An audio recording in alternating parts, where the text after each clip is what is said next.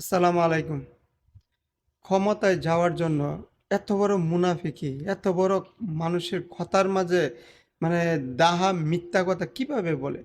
এই জামাতে শফিক কাকু সে কুমিল্লায় এক বলছে কি যদি ক্ষমতায় যায় বিভাগ করে দিবে।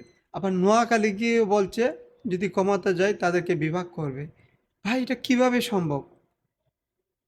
যেটা ফেসিবাদী হাসিনার আমলেও করতে পারে না একটা বিভাগ, আর সে ক্ষমতায় চাইলে দুজনের বিভাগ দিবে।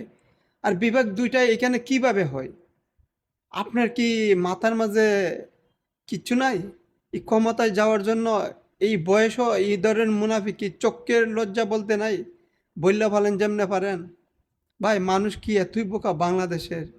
বাংলাদেশের মানুষ আছে, আপনি এটা সঠিক বলছেন, বাঙালি বোকাই। বাঙালি আসলে বোকাই, এদেরকে খাটাল ভাঙ্গা খাওয়া সহজ। তা নাহলে ৩,৫০০ কোটি টাকার উপরে নির্বাচনে ব্যয় করতেছে শুধু শুধু। বোকা না হইলে ১৪০ কোটি টাকা আরো বাজেট করছে এই হা না ভোটের প্রচারণার জন্য। এটা কি বাঙালি বোকা না হইলেই কাজ করে? যাক, মানুষের বুদ্ধি কখন হবে জানি না।